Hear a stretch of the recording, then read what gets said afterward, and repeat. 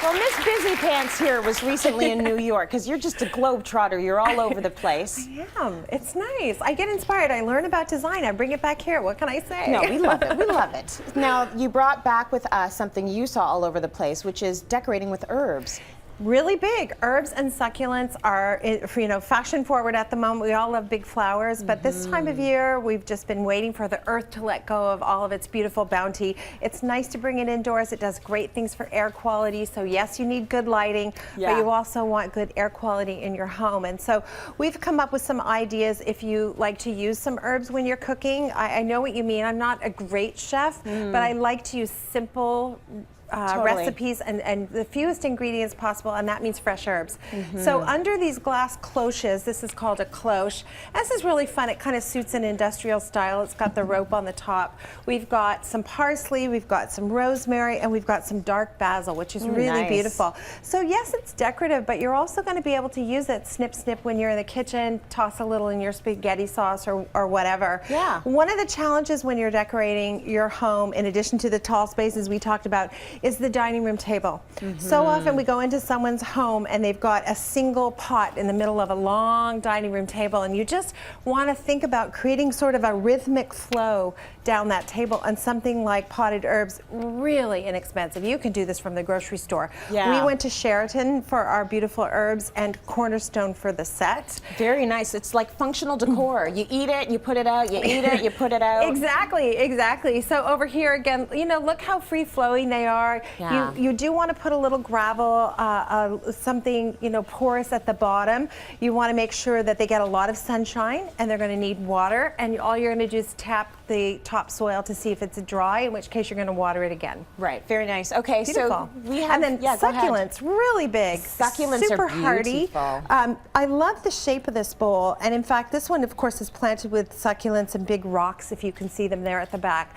But if you had done this with your herbs, it's so easy to get in and out as you're reaching for your rosemary, basil, or whatever you need. So glass containers, really a great choice. And when I was in New York, I saw a lot of pottery containers as well, and some mix and match kind of ideas. We have a couple of pictures of that from your New York trip. Yes, we do. Oh, very nice. I like the fact that people are a little bit more freewheeling right now with their design and decor. So you have some fun with it. You could totally see yourself doing that. Just all the loose pots that you've gathered. You know what? I love that people have this. People collect frogs or gnomes or whatever, and you always see they're always in the garden. Yeah, it's whimsical. It's a little bit freer outside, which is lovely. So clay pots, another great choice in terms of doing your display. So these succulents here. One thing to know about clay is it absorbs water. So you're going to water a little bit more frequently when you have your succulents or your herbs in a clay pot versus a glass pot. Good to know. There's a lot of exciting things happening in terms of shaping plants. So in this case, this is a Greek basil. This is from President's Choice, but that's a beautiful, beautiful object to have in your kitchen window or on your kitchen table. And then we have this big trough that we purchased for a customer. I love the scale of it and the size of it, and we thought succulents would be a really great way to go in terms of planting it. So adding in some gravel along the bottom, you're going to put a liner.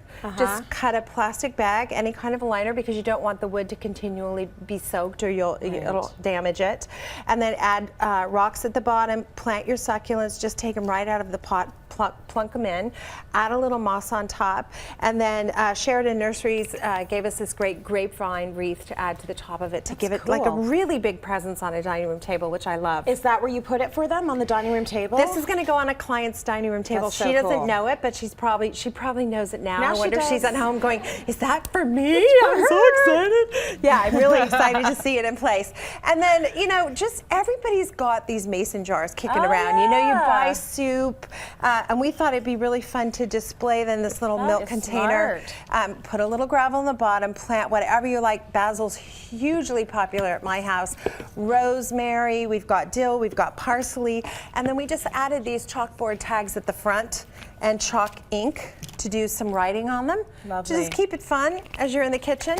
And then this, again, from the grocery store, President's Choice. This is potted huge. lettuces. You see them everywhere. Yeah, now my daughter moved into a house and she planted this, and they have been snipping it at the base for salads, and it grows back really quickly, and it's so simple. This is a variety of lettuces, and it's chive as well. And this would be great on the dining room table when you're having your next dinner party. Beautiful. I think the Canada Food Guy says you should eat all of this every day. I'm going to do it right now. As a matter of fact, I'm going to eat the whole thing and wait for it to grow, right now, and then eat you find out who's going to eat your centerpiece. That's right. You can judge your guests Very that way. good. Doesn't even need dressing. Beautiful, right? Want some? Good stuff.